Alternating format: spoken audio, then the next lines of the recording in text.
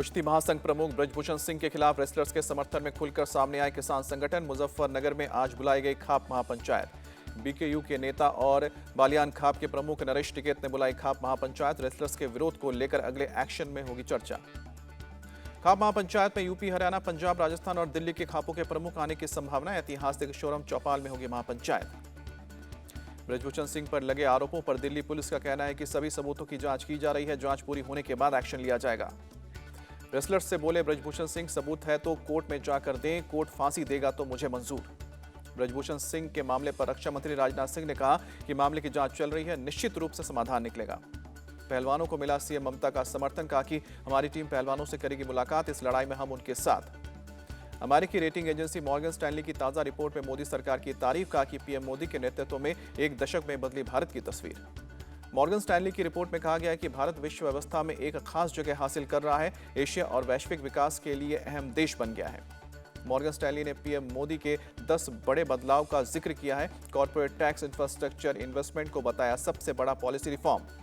भारत के GDP growth rate में शानदार तेजी आई है। वित्त वर्ष 2022-23 की चौथी तिमाही में 6.1% रहा है जीडीपी ग्रोथ रेट। कृषि क्षेत्र में मजबूती और घरेलू मांग में बढ़ोतरी से भारतीय अर्थव्यवस्था को मिला सपोर्ट। साल 2022-23 में 7.2% की रफ्तार से बढ़ी है अर्थव्यवस्था। जीडीपी की रिपोर्ट आने पर सीएम योगी ने किया ट्वीट। लिखा कि पीएम मोदी के नेतृत्व में देश 5 ट्रिलियन इकोनॉमी बनने की दिशा में लगातार बढ़ रहा है। राजस्थान में सीएम अशोक गहलोत का चुनावी दांव। राज्य में 100 यूनिट फ्री बिजली का ऐलान किया। उपभोक्ताओं को पहले 100 यूनिट बिजली के साथ 200 यूनिट तक के स्थायी शुल्क, फ्यूल सरचार्ज एवं तमाम अन्य शुल्क माफ होंगे। इनका भुगतान राज्य सरकार करेगी। आलाकमान की सुलह के बाद भी सचिन पायलट अपने बयान पर कायम है। कहा कि जिन मुद्दों को उन्होंने उठाया था उनसे समझौता करने की कोई गुंजाइश नहीं है। राजस्थान के अजमेर में पीएम मोदी की विशाल जनसभा। कहा कि 2014 से पहले हर जगह था भ्रष्टाचार, बड़े शहरों में होते थे धमाके। इंदिरा गांधी के गरीबी हटाओ नारे पर बोले पीएम, गरीबों के साथ बहुत बड़ा धोखा हुआ है, इनकी आदत गरीबों को बरगलाने की है। अजमेर में रैली में पीएम मोदी ने कांग्रेस पर निशाना साधा। कहा कि इनकी सरकार रिमोट कंट्रोल से चलती है। राजस्थान में कांग्रेस के विधायक मंत्री आपस में ही लड़ रहे हैं। पीएम मोदी के बयान पर सचिन पायलट ने किया पलटवार। कहा कि 4.5 साल में बीजेपी ने मजबूत विपक्ष का प्रमाण नहीं दिया। मणिपुर के ताजा हालात पर गृह मंत्री अमित शाह ने सेना और सुरक्षा बलों के साथ मीटिंग की। बैठक में मौजूद की हालात में समीक्षा की। सुरक्षा अधिकारियों के साथ बैठक के बाद अमित शाह ने राज्य में शांति लौटने का भी भरोसा जताया। कहा कि हिंसा में बेघर हुए लोगों की होगी घर वापसी। गृह मंत्री ने हिंसा फैलाने वाले दंगाइयों के खिलाफ सख्त कार्रवाई का भी आदेश दिया। सुरक्षा बलों को लूटे गए हथियारों की रिकवरी का भी निर्देश दिया है। मोरे में अलग अलग समुदायों के प्रतिनिधियों से मिले गृह मंत्री अमित शाह। कुकी समुदाय के प्रतिनिधि मंडल से भी मुलाकात की। गृह मंत्री अमित शाह ने मोरे और कांगपोकपी में दौरा किया और इस दौरान शाह ने मोरे में पहाड़ी आदिवासी और कुकी समुदाय के लोगों से मुलाकात की। अमेरिका में राहुल गांधी के दिए बयान पर किरण रिजिजू ने कहा कि राहुल गांधी चाहे तो देश में हो या विदेश में, उनका एक ही काम होता है, मोदी जी को भला बुरा कहना और बदनाम करना। कर्नाटक कैबिनेट की शुक्रवार को होगी बैठक। प्री कैबिनेट मीटिंग के बाद बोले सीएम सिद्धरमैया 5 वादों को लागू करेंगे। दिल्ली के कृष्णानगर इलाके में एक फ्लैट के अंदर 2 शव मिलने से सनसनी फैली। बदबू आने के बाद मिली जानकारी। मरने वालों में एक 65 साल की बुजुर्ग महिला और 36 साल की उनकी बेटी शामिल। पुलिस ने शव को पोस्टमार्टम के लिए भेज दिया है। दिल्ली में साक्षी मर्डर केस में आरोपी साहिल की आज होगी रोहिणी कोर्ट में पेशी। पुलिस को मिली थी 2 दिन की रिमांड।